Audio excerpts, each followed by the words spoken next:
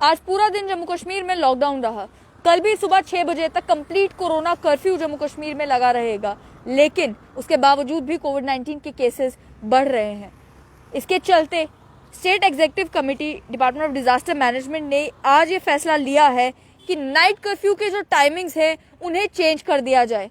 पहले night curfew Jammu Kashmir में जितनी भी म्युनिसिपल लिमिट्स है उनके अंडर 10 बजे से लेकर सुबह 6 बजे तक होता था, लेकिन अब नाइट कर्फ्यू रात के 8 बजे से लेकर अगले दिन सुबह 6 बजे तक होगा।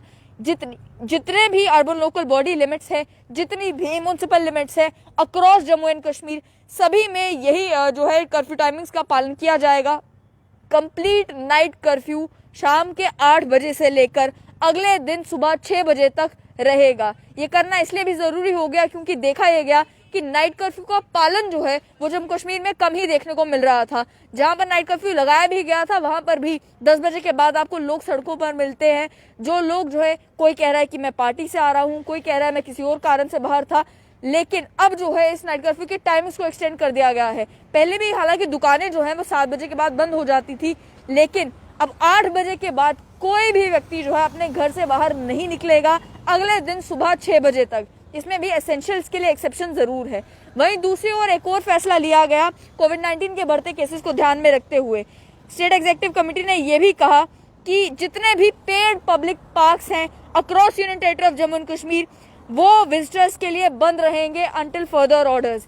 यानी कि जब चिल्ला के सोशल मीडिया पर लोगों ने कहा कि ट्यूलिप गार्डन क्यों खुला है, जब कोविड के केसेस आ रहे हैं तो पब्लिक पार्क्स क्यों खुले हैं, तब जाकर ये कहा गया कि कोविड-19 के तो तब जाकर अब जाकर ये डिसीजन लिया गया है कि जितने भी पेड पब्लिक पार्क्स हैं वो सभी पार्क्स भी अक्रॉस जम्मू एंड कश्मीर बंद रहेंगे। साथ ही मैं आप तक ये इन्फॉर्मेशन भी पहुंचा दें कि 2 बार Jammu Kashmir high court bar association के प्रेसिडेंट एडवोकेट अभिनव शर्मा भी कोविड पॉजिटिव आए हैं और उन्होंने अपने सभी कॉन्टैक्ट से गुजारिश की है कि जो लोग उनसे पिछले दिनों मिले हैं वो खुद का टेस्ट जो है वो करवा ले कोविड-19 के लिए। साथ ही मैं आप तक ये भी इन्फॉर्मेशन पहुंचाएं कि डीसी श्रीनगर एजाज असद ने भी ये कहा है कि 5 नए कंटेनमेंट जोन्स जो हैं वो श्रीनगर में बनाए गए हैं क्योंकि 40 से 50 केसेस इन एरियाज में रिपोर्ट किए गए जिस समय मास सैंपलिंग की गई। पिछले 3 दिनों के अंदर ही 40-50 केसेस इन एरियाज में आए। जगहों का नाम है रेनावारी, डलगेट, बुजपोरा, सौरा, लाल बाजार और ये सभी एरियाज जो हैं श्रीनगर के, इन्हें कंटेनमेंट जोन डिक्लेयर कर दिया गया है ये इंश्योर करने के लिए कि कोविड-19 के केसेस अगर यहाँ पर आए हैं तो वो इन्फेक्शन किस हद तक फैला हुआ है। लेकिन सबसे इम्पोर्टेंट यही कि जितने भी पेड पार्क्स हैं वो इस समय जम्मू कश्मीर में अक्रॉस जे.एंड.के बंद रहेंगे और साथ ही में जो कर्फ्यू के नए टाइमिंग्स है वो रात के 8 बजे से लेकर सुबह 6 बजे तक। जो लोग दफ्तरों में जा रहे हैं, जो लोग काम कर रहे हैं, उनकी इन्फॉर्मेशन के लिए भी 8 बजे से पहले अपने घर पहुंच जाएं। 8 बजे के बाद आप सड़कों पर नहीं मिलने चाहिए। 8 बजे के बाद आप घरों से बाहर जो है वो नहीं मिलने चाहिए। साथ ही में आज जिस तरीके से कोविड-19 के केसेस बढ़े, एक्टिव केसेस का आंकड़ा 19,558 तक पहुंच चुका है। ऐसे में कई सारे लोगों के माइंड में अब ये सवाल है कि क्या लॉकडाउन कल सुबह खुल जाएगा, क्या लॉकडाउन को एक्सटेंड किया जाएगा, क्या लॉकडाउन एक्सटेंड होना चाहिए या नहीं होना चाहिए। अभी तक इसको लेकर ऑफिशियली लेफ्टिनेंट गवर्नर ने कोई बात नहीं कही है। इसी पर बात करेंगे, समझेंगे कि क्या ये लॉकडाउन जो है ये कंटिन्यू होना चाहिए या ये लॉकडाउन जो है वो रुक जाना चाहिए। मेरे साथ हैं मेरे साथी सैयद जुनैद हाशमी। हाशमी साहब, मुझे ये बताएं कि कोविड-19 के केसेस जिस तरीके से बढ़ रहे हैं, क्या कल सुबह 6 बजे लॉकडाउन खुल जाना चाहिए? एडमिनिस्ट्रेशन में क्या बातें चल रही हैं? इससे पहले कि लॉकडाउन की बात करें, बहुत सारे मेरे दोस्त, मैंने सुबह भी कहा, इस वक्त रिपीट करूंगा, अपने घरों के अंदर नमाजें अदा करें, जमात के साथ नमाजें अदा करें। अपने घरों के अंदर अपनी मस्तूरात के साथ जमातें अदा कर सकते हैं। मसाजिद में सिर्फ वाज़िन अज़ान पढ़े, इमाम साहब नमाज पढ़ाएं और या 2 या 3 आदमी उनके साथ नमाज में शामिल हो जाएं ताकि मस्जिदें भी आबाद रहें। लेकिन महल्ले के तमाम लोग और गाँवों के तमाम लोग ये एक वीडियो जो है ये कश्मीर से वीडियो आया है। मुफ्ती नज़ीर कासमी साहब हैं, उनकी एक वीडियो आई है जिसमें वो ये गुजारिश कर रहे हैं लोगों से कि आप नमाज़ें घरों में पढ़ें, मस्जिद में आकर भीड़ जमा करने की कोई ज़रूरत नहीं है, भीड़ जुटाने की कोई ज़रूरत नहीं है। मैं ये वीडियो सुन रहा था, आप लोगों तक इसलिए पहुंच रहा था क्योंकि रमज़ानुल मुबारक का मुतबरक महीना है और इस महीने में तरावी का ख़ास एहतमाम होता है और उस तरावी के ख़ास एहतमाम के लिए तमाम लोग जो हैं वो तरावी पढ़ने के लिए मस्जिद जाते हैं। हालांकि वहाँ सोशल डिस्टेंसिंग और बाकी तमाम कानूनों को फॉलो किया जा रहा है, मगर उसके बावजूद देखने में ये आता है कि जब आप आ रहे हैं या जब आप जा रहे हैं उस समय कांटेक्ट हो रहा है। ये विडंबना है, अफसोस है कि हम एक वो टाइम आ चुका है जिस टाइम में आज वो कहते हैं बंदा बंदे से डर रहा है। अब बहुत सारे लोग यहाँ पर कमेंट करके कह रहे हैं कि नमाज को रोकने की कोशिश की जा रही है। आपको बता दें कि जितने बार भी कर्फ्यू लगाया जा रहा है, एडमिनिस्ट्रेशन से जब आप बात करते हैं, एडमिनिस्ट्रेशन वही बात रिपीट करती है कि लेफ्टिनेंट गवर्नर मनोज सिन्हा ने ऑलरेडी अपने ये आदेश दे दिए हैं कि जहां पर भी प्रेयर्स के लिए आपको रिलैक्सेशन देनी पड़े, आप रिलैक्सेशन दें। लोगों से अपील की जा रही है कि आप घरों पे बैठे, लेकिन एडमिनिस्ट्रेशन की तरफ से रिलैक्सेशन जहां पर बनती है वहां पर दी जाती है।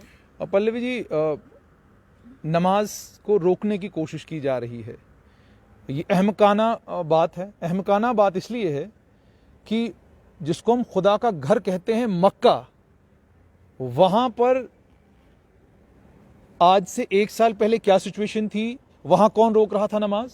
वहां तो जाहिर सी बात है वहां तो यहां की सरकार नहीं थी। तो इस तरह की बातें वो तमाम लोग कर रहे हैं जो अहमक इस वक्त घर बैठे हैं, जिन्होंने मस्जिद जाना नहीं। सबसे ज़्यादा उन्हीं को ट्वीट करना है, सबसे ज़्यादा उन्हीं को फेसबुक के ऊपर कमेंट करना है कि जनाब नमाज से रोका जा रहा है। कोई किसी को नमाज से नहीं रोक रहा। और उल्टा रमज़ान मुबारक का मुतबरक महीना जब शुरू हुआ तो आपको याद होगा जिस दिन ऑर्डर आया, I think I was the one who pointed out to the administration कि जनाब आपने रमज़ान मुबारक में तरावी के लिए तो इजाज़त दे दी है, लेकिन अगर रात को किसी को जगराता करना है तो जगराते वाले को आपने परमिशन क्यों नहीं दी? यानी आई पॉइंटेड आउट, मैंने इस पॉइंट आउट इसलिए किया, मैंने कहा किसी भी समाज, किसी भी समुदाय को ये न लगे कि सरकार किसी पक्षपात कर रही है, एक धर्म के लोगों के साथ, एक समुदाय के लोगों के साथ क्या कहते हैं बड़ी नरम है और दूसरी समुदाय के लोगों को कह रही है कि आपको इन चीज़ों से रोका जा रहा है। दूसरी बात मैं यहाँ पर ये अहम कहना चाहूँगा कि इस वक्त आपको, मुझे, हम सबको ये समझने की ज़रूरत है कि हमारी एहतियात के बगैर भी कोविड हो सकता है। ये नहीं कि हम बहुत एहतियात कर रहे हैं कोविड नहीं होगा, हो सकता है एहतियात करने के बावजूद एक छोटी सी गलती जो है वो आपके लिए मुसीबत बन सकती है। एक और चीज़ लोगों तक पहुंचाना चाहूँगा, प्रशासन ने पिछले दिनों जम्मू में अमर सिंह क्लब के चुनावों की इजाज़त दे दी। अमर सिंह क्लब के चुनाव हो गए और हमने उस दिन भी एक स्टोरी की जिसमें हमने ये कहा कि जी आपने क्लब के चुनाव क्यों होने दिए। हमने ये भी कहा कि जी कोविड-19 है और इस कोविड-19 का शिकार तो कोई भी हो सकता है, बड़ा छोटा सब हो सकते हैं। उसके बाद हमें ये पता चला कि उसकी एग्जीक्यूटिव के जो मेंबर हैं, उन एग्जीक्यूटिव मेंबरों में से एक मेंबर जो है वो नारायणा हॉस्पिटल से होकर आए हैं। उसके अलावा अमर सिंह क्लब के कई और मेंबर हैं जो उसके बाद पॉजिटिव हुए। अब सवाल ये है कि आप कोविड-19 को मजाक लेंगे और आप ये सोचेंगे कि जी हल्का सा एक मास्क पहन लिया और एक आधे चुनाव के लिए आप क्या कहते हैं हंगामा करने लगेंगे तो बात बनेगी नहीं। यू हैव टू अंडरस्टैंड, इस बीमारी को आपको अंडरस्टैंड करना होगा। और मैं मुबारकबाद दूंगा जम्मू क्लब के मेंबर्स को कि उन्होंने जो ही देखा कि हालात ख़राब हो रहे हैं तो उन्होंने फ़ौरन अपने चुनाव जो है वो स्थगित कर दिए। उन्होंने कहा बाद में करेंगे चुनाव। तो इस समय लोगों की जान बचानी है, इस समय ये इंश्योर करना है कि लोगों की जान बचे, इस समय ये इंश्योर करना है कि लोग वैक्सीनेट हो, इस समय ये करना है कि ज़्यादा से ज़्यादा तादाद में लोगों को वैक्सीनेट किया जाए। दूसरा ये इंश्योर करना है कि आप घर में रहें, आपको घर से बाहर आने की कोई जरूरत नहीं। लॉकडाउन एक्सटेंड करने के बारे में आपका क्या लेकर कहा, आपका व्यू, जब मैं आपसे बात कर रहा था तो आपने एक बड़ा प्रैक्टिकल सा व्यू दिया। आपने कहा कि ये तो सरकार का फैसला है, लेकिन ज़ाती तौर पर मेरी अपनी राय ये है कि आप कर्फ्यू को एक्सटेंड करिए। ज़ाती तौर पर, this is my personal opinion about it, आप कर्फ्यू को एक्सटेंड करिए। क्यों कर्फ्यू को आप इसलिए एक्सटेंड करिए क्योंकि इन्फेक्शन को रोकने का आपके पास दूसरा कोई तरीका नहीं है। कल सुबह 6 बजे अभी आपका ट्रांसपोर्ट बंद है। ट्रांसपोर्ट इसलिए बंद है क्योंकि वो 50% आपसे बढ़ोतरी मांग रहे हैं। आप बढ़ोतरी फिलहाल दे नहीं सकते क्योंकि आप जानते हैं आम आदमी की जेब में पैसा नहीं, तो वो पैसा देगा कहाँ से? तो ट्रांसपोर्टर्स के लिए फीजिबल नहीं है, ट्रांसपोर्टर्स के लिए फीजिबल नहीं, वो चलेंगे नहीं। लेकिन आपने एसआरटीसी की बसें भी सड़क पे नहीं उतारी हैं। आपने अगर एसआरटीसी की बसें भी नहीं उतारी हैं तो इसका मतलब यह है कि सरकार भी किसी जगह, उसको भी ठीक लग रहा है कि ठीक है अगर ये बंद हो गया सारा सिलसिला तो ठीक है, कोई बात नहीं, हम कंफर्टेबल है, लोग घरों में बैठ रहे हैं। लोगों के घरों में बैठने से आपको फायदा क्या हो रहा है कि जो इन्फेक्शन तो ऑलरेडी फैल गया वो फैल गया, लेकिन फर्दर और इन्फेक्शन नहीं फैल रहा। दूसरा, एसिम्प्टोमेटिक लोग मैक्सिमम इन्फेक्शन आपका फैला रहे हैं। ये मैं नहीं, ये आपका रिसर्च कह रहा है, ये आपका सर्वे कह रहा है। ये दिल्ली से आज रिपोर्ट आई है कि जनाब वहाँ एसिम्प्टोमेटिक लोग फैला रहे हैं। अब एसिम्प्टोमेटिक फैला रहा है या सिम्प्टोमेटिक फैला रहा है, आपका इन्फेक्शन सोसाइटी में फैल रहा है। अगर आपको इस चेन को ब्रेक करना है तो आपके डॉक्टर्स कह रहे हैं, आपके वायरोलॉजिस्ट कह रहे हैं, आपके तमाम डॉक्टर्स आपको ये कह रहे हैं कि आप लॉकडाउन मत लगाइए, लेकिन आप अलग अलग एरियाज में, जैसे आप डिस्टर्ब्ड सिचुएशन में, जब आपके हालात खराब हो जाते हैं, दंगा फसाद हो जाता है, आप अलग अलग एरियाज में कर्फ्यू क्लैंप करते हैं। आपने एक एरिया में पूरे जम्मू शहर में कर्फ्यू लगा दिया, फिर आपने एक एरिया को खोला, और वहां अगर लोग बाहर आते भी हैं तो आप माइक पर ही अनाउंसमेंट में ये बता देते हैं कि अगर आपको सामान लेना है, सब्जी लेनी है, तो एक आदमी घर का बाहर आए और सामान सब्जी ले ले। उससे आप क्राउड इकट्ठा होने नहीं देंगे, लोग घरों में रहेंगे, कर्फ्यू जैसी सिचुएशन भी रहेगी और लोगों को सामान भी मिलता रहेगा, कारोबारी अपना काम भी करते रहेंगे। एक दुकानदार सुबह अपनी दुकान खोलने आ जाएगा। अब एक दुकानदार को क्या जरूरत है कि 50 लोग उसकी दुकान पे आए, वैसे ही उसकी दुकान पे तो कोई आ नहीं रहा। क्यों नहीं आ रहा? क्योंकि मेटाडोर नहीं चल रही, क्योंकि ट्रांसपोर्ट नहीं चल रहा। जब लोगों के पास पैसा नहीं है खर्चने के लिए, पैसा अगर है भी तो कौन बीमारी लेने के लिए घर से बाहर तो कोई आने वाला नहीं है। ठीक है, कारोबारियों की बात समझी जा सकती है कि वो परेशानी का शिकार हैं। कारोबार बंद करने के लिए तो किसी ने नहीं कहा, लेकिन मैं ये कह रहा हूं आप लोगों की मूवमेंट को रिस्ट्रिक्ट करिए।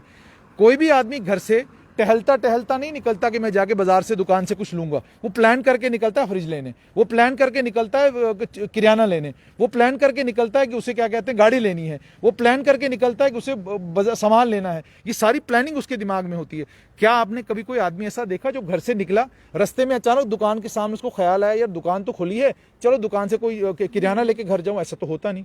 सो आप कारोबारियों को तो खुला रखिए, लेकिन लोगों की मूवमेंट पर जितनी ज्यादा रिस्ट्रिक्शन आप लगा सकते हैं लगाइए। रिस्ट्रिक्शन जब, क्योंकि लोग मानने वाले नहीं हैं। अगर लोग मानने वाले होते तो आप वो वैक्सीनेट कराते। अब बताइए किसने वैक्सीनेशन कराई? कितने लोग आज आपके वैक्सीनेशन कराने के लिए आ रहे हैं? कईयों को तो मैं तो अपने घर परिवार में देखता हूं, we are unable to convince our elders कि जनाब वैक्सीनेट करवाइए। क्या कराना? वैक्सीनेट कराइए। क्या फायदा होना वैक्सीनेशन का? कख नहीं होना जी, कख नहीं होता। ये कोरोना फर्जी है, कोरोना फर्जी है। 21 लोग गवर्नमेंट मेडिकल कॉलेज में मर गए, कोरोना फर्जी है। 2000 से ज्यादा लोग जो हैं वो क्या कहते हैं इन्फेक्ट हुए हैं, कोरोना फर्जी है। This is a disease. Why are we wearing these mask? We are wearing these, हम ये मास्क इसलिए पहन रहे हैं बिकॉज कोरोना है, इट इज अ रियलिटी। मक्का में क्या कहते हैं तवाफ, कितनी सदियों के बाद मक्का का तवाफ जो है वो रोक दिया गया। पिछली बार हुआ, क्यों रोका गया? क्योंकि उन्होंने, अब आज आपको मक्का जाना है, वहां से गाइडलाइन आ गई, टीके लगे होंगे तो आओगे, टीके नहीं लगे होंगे तो आप नहीं आओगे। डोजेस वैक्सीन की जब तक नहीं लगी होगी आप नहीं जा सकते, आप नहीं जा सकते, यू आर बार्ड। तो साफ तौर पर ये मतलब है कि मक्का खुदा के घर में जहां आप हज करने जाते हैं वहां आपको बाहर कर दिया गया, आप नहीं आ सकते टीका लगाए बगैर। तो पल्लवी जी, मेरी प्रशासन से विनम्र विनती और आग्रह, लोगों की जान बचाना इस समय प्रायोरिटी होना चाहिए, नंबर 1। नंबर 2, सारे जितने हमारे कारोबारी जितने भी हैं उन तमाम कारोबारियों को जैसे वो नॉर्मल कारोबार कर रहे हैं उनको कारोबार करने दीजिए, पर आप सिर्फ और सिर्फ लोगों की मूवमेंट पर रिस्ट्रिक्शन लगाइए। जितना ज्यादा आप लोगों की मूवमेंट रिस्ट्रिक्ट कर सकते हैं करिए। पब्लिक पार्क्स को लेकर क्या कहेंगे? आज के दिन में भी अगर फिगर्स को देखा जाए लगभग 140 ही ट्रैवलर्स हैं जो कोविड पॉजिटिव आए हैं, बाकी सभी लोकल्स हैं जो कोविड पॉजिटिव आए हैं। लेकिन काफी समय के बाद अब सरकार ने फैसला लिया है कि पेड पार्क्स बंद रहेंगे। श्रीनगर म्युनिसिपल कॉर्पोरेशन के मेयर ने चिट्ठी लिखी लेफ्टिनेंट गवर्नर मनोज सिन्हा को, सजेशंस दी, अपने रिक्वेस्ट की उनसे कि टूरिस्ट डेस्टिनेशंस को बंद किया जाए ताकि कोविड-19 की सिचुएशन को कंट्रोल किया जा सके। आज जाकर ये फैसला लिया जा रहा है कि पेड पार्क्स बंद रहेंगे, कैसे देखते हैं? देखिए, पेड पार्क्स को लेकर सरकार ने फैसला लिया, मगर पल्लवी जी मैं जैसे पहले भी कह रहा हूं, दोबारा रिपीट करूंगा, सरकार ने पार्क्स को अपनी खुशी के लिए खोलकर नहीं रखा है। पार्क खुला जब रहता है, उस पार्क के बाहर काम करने वाले या उस पार्क के दाएं बाएं जो लोग, जो दुकानदार हैं, जो वहाँ पे सामान बेचने वाले लोग हैं, उनकी दिनचर्या चलती रहे, उस चीज़ के लिए रखा। अगर आज अभी तक लॉकडाउन का फैसला नहीं लिया गया है, कारोबारियों की टूटी हुई कमर को देखकर फैसला नहीं लिया गया है, ये सारे फैसले, मतलब point is we have left everything to the government. हमने सब कुछ रखा है, जो गवर्नमेंट करेगी वही चलेगा, हमें कुछ करने की जरूरत नहीं। But it is the other way around. सरकार के करने तक का इंतजार आप लोग मत कीजिए। आप अपने बच्चों के ऊपर खुद क्या कहते हैं रिस्ट्रिक्शंस लगाइए, बेटा बैठ जाओ घर के अंदर, आपको बाहर जाने की क्या जरूरत है। अगर आपके घर में चेस्ट की कंजेशन को लेकर या चेस्ट जिसके वीक लंग्स है, वीक चेस्ट है, मेहरबानी करके आप खुद उनको समझाइए ना, घर के अंदर रहिए। आपको क्या, मुझे बताइए, एक शादी आप अटेंड नहीं करेंगे क्या हो जाएगा? आसमान गिर जाएगा। जब आप बीमार होंगे, जिस शादी को आप अटेंड करने के लिए गए हैं, मुझे बताइए जब आप बीमार होंगे, अस्पताल के बेड पर लेटे हुए होंगे, क्या जिनके घर आप गए थे दावत खाने के लिए वो आपकी तीमारदारी करने, क्या कहते हैं, कोविड वार्ड में आएंगे? तीमारदारी करने घर के लोगों को ही जाना पड़ेगा। So the very important thing the government should do right now is, number 1, parks को लेकर जो ये सरकार ने अब जाके फैसला लिया है कि पार्क्स को बंद किया जाएगा। अब मुझे बताइए, पार्क जब तक खुले थे, जो लोग तो जिस क्रिटिसाइज करने पे आते हैं ना, वो लोग ये नहीं देख रहे होते कि जनाब इस पार्क के खुले होने से वहां पर कमाई कौन कर रहा था। वो लंदन से आया हुआ आदमी तो कश्मीर के पार्क के बाहर तो कुछ कमाई नहीं ना कर रहा था। वो बिहार का आदमी आके वहां कमाई तो नहीं ना कर रहा था। वो तो कश्मीर का ही आम आदमी जैसा जो आम आदमी वहां कमाई कर रहा था।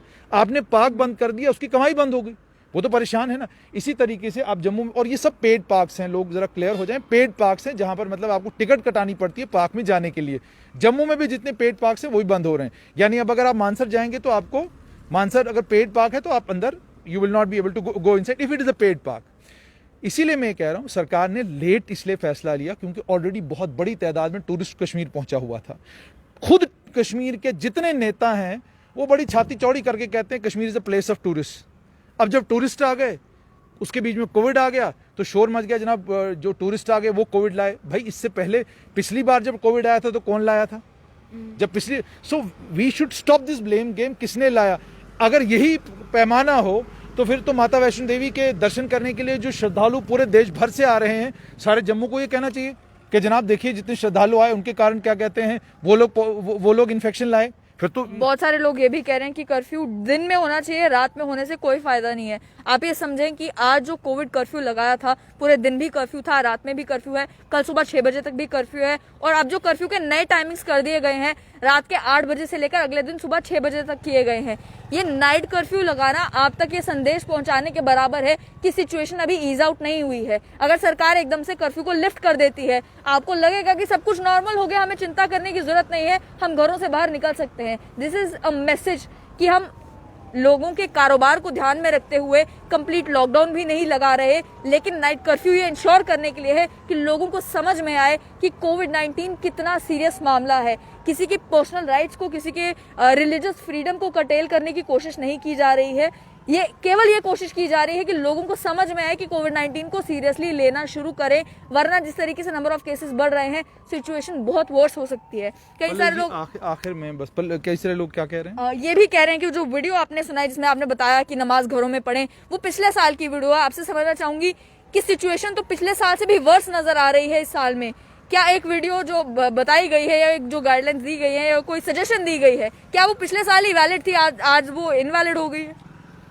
अगर जैसा आप कह रहे हैं कि वीडियो पिछले साल का है, तो पिछले साल के इस वीडियो में जो बात उन्होंने कही है, अगर आप लोगों को लगता है, क्योंकि देखिए सभी लोग बड़े इंटेलिजेंट, बड़े पढ़े लिखे, बहुत सूझबूझ वाले हैं, तो आप करिए जो आपने करना है। मेरा मकसद इस वीडियो को आपको सुनाने से सिर्फ इतना था कि जनाब नमाज घरों में भी पढ़ी जा सकती है। हालात पिछले साल के जितने ही गंभीर हैं, हालात कोई बदले नहीं हैं, हालात में कोई रातों रात बड़ा बदलाव नहीं आया है। हालात इस बार पिछले से ज़्यादा गंभीर हैं।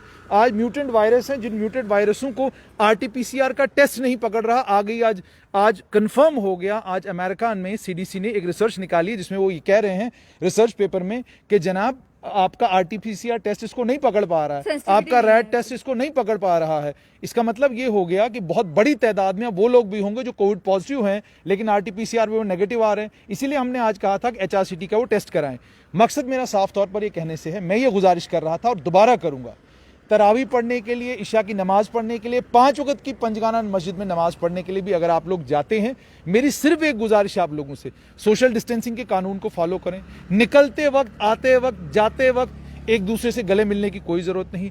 जो भी आदमी उस भीड़ में से, जितने भी लोग नमाज पढ़ने के लिए नमाजी आ रहे हैं, उनमें से अगर कोई किसी को बुखार है, किसी के घर में उसके परिवार के किसी आदमी को बुखार है, मेहरबानी करके मस्जिद मत आइए। आप अपने घर में नमाज पढ़िए, मस्जिद मत आइए, क्योंकि आपके घर में कोई बीमार है, आप पता नहीं किसको ये तोहफा देकर जो है मस्जिद से चले जाएंगे।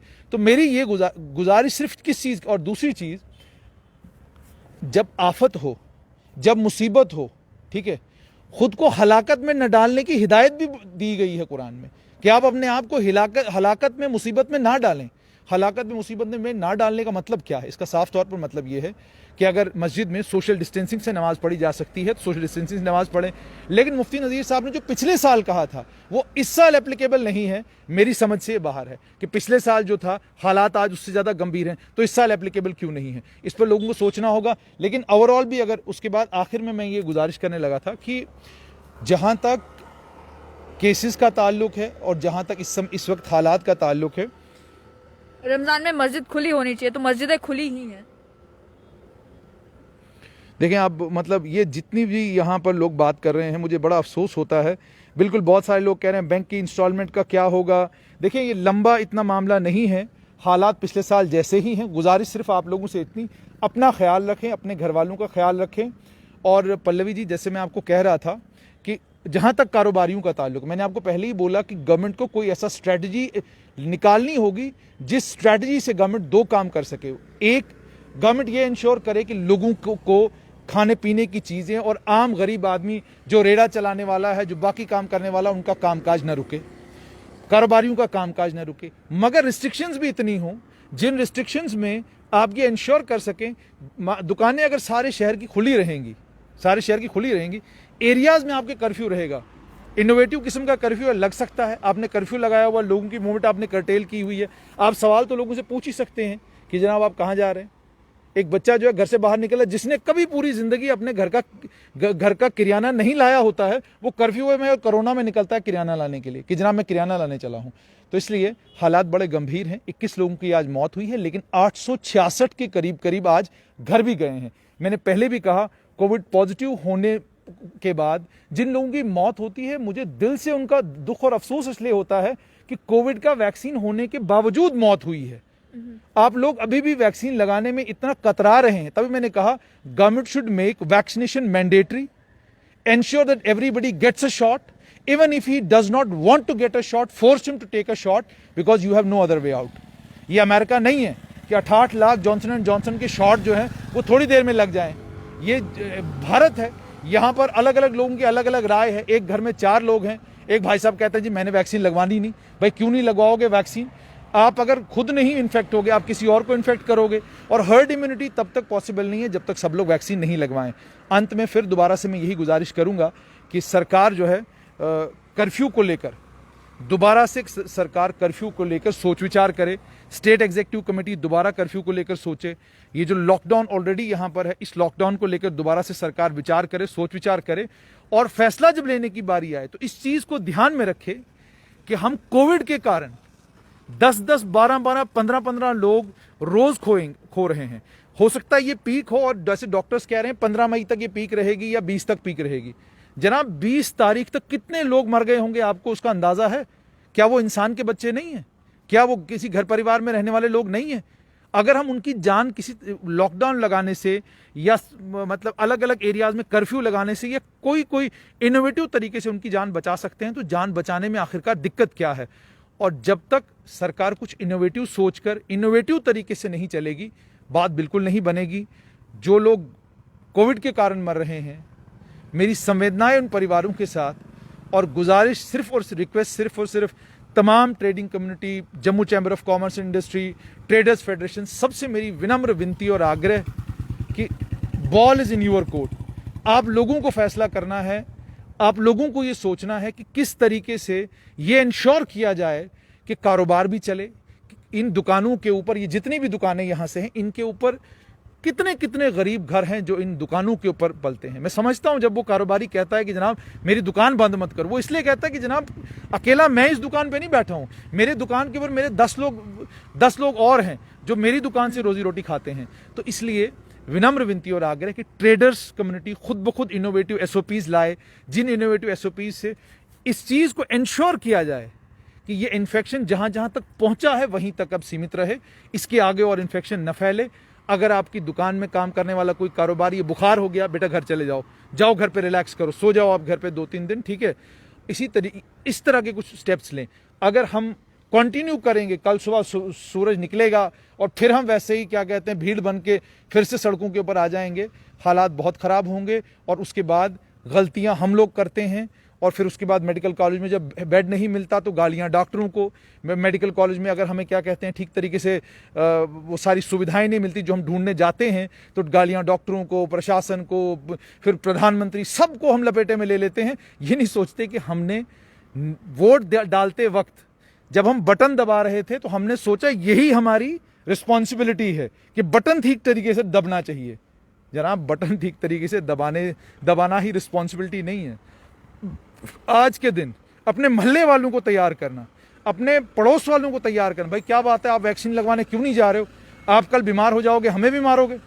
भाई ये तो कम से कम आप कर सकते हैं। प्रधानमंत्री ने कहा मोहल्ला कमेटीज बनाओ, वो तो उन्होंने सिर्फ मोहल्ला कमेटीज कहीं बनाने किसके लिए कि आप कोविड ये इसका, या तो कम से कम जो कॉर्पोरेटर्स हैं वार्ड्स के, वो तो अपने वार्ड में अवेयरनेस फैला सकते हैं, लोगों को कन्विंस कर सकते हैं। कॉर्पोरेटरों के बस का, देखिए मेरी बात सुनिए, किसी एक दो आदमी के बस का रोग नहीं है। We have to behave, this is the collective responsibility of the entire society.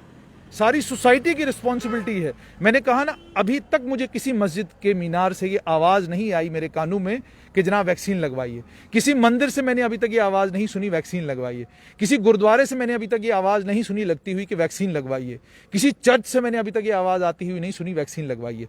All these religious institutions, और इन रिलीजियस इंस्टीट्यूशंस के साथ मैं, आप, सारा समाज, ट्रेडर्स, आम लोग, ये ट्रांसपोर्टर्स, सबकी जिम्मेदारी है कि हम वैक्सीनेशन की इस ड्राइव में सरकार की मदद करें। और सरकार, government must make vaccination mandatory, and government, the other thing that government should do is that government should find a way out, ठीक है, whereby maximum curbs can be put on the movement of the people across JNK, ठीक है। और साथ में आखिर में ये भी कि टीचर्स को लेकर आपने 50% किया, 100% कर दीजिए। क्या जरूरत है, क्यों आपको टीचर्स को बुलाना, ऑनलाइन करिए आप, एडमिनिस्ट्रेटिव स्टाफ को बुलाएं। हाँ, जूम मीटिंग करिए। एडमिनिस्ट्रेटिव स्टाफ की भी जरूरत क्या है, जूम मीटिंग पे लगा दीजिए सबको। ZDO ऑफिस जूम मीटिंग पे चलेगा, CO ऑफिस जूम मीटिंग पे चलेगा, सब चल रहा है। 4G इसीलिए तो चलाना था आप लोगों ने, अब तो 4G चल रहा है, तो अब कौन सी परेशानी है। आखिर में आप लोगों को दोबारा बता दूं कि कोविड-19 के कारण जो नाइट कर्फ्यू लगाया गया था पूरे जम्मू कश्मीर में, उस नाइट कर्फ्यू के टाइमिंग्स बदल चुके हैं। पहले नाइट कर्फ्यू रात के 10 बजे से सुबह 6 बजे तक लगता था, अब नाइट कर्फ्यू शाम के 8 बजे से लेकर अगले दिन सुबह 6 बजे तक लगेगा। और इस नाइट कर्फ्यू के दौरान जो है वो सब कुछ बंद रहेगा। लोग अगर कहीं पे गुजरेंगे तो उनसे भी पूछा जाएगा कि आप कहाँ जा रहे हैं।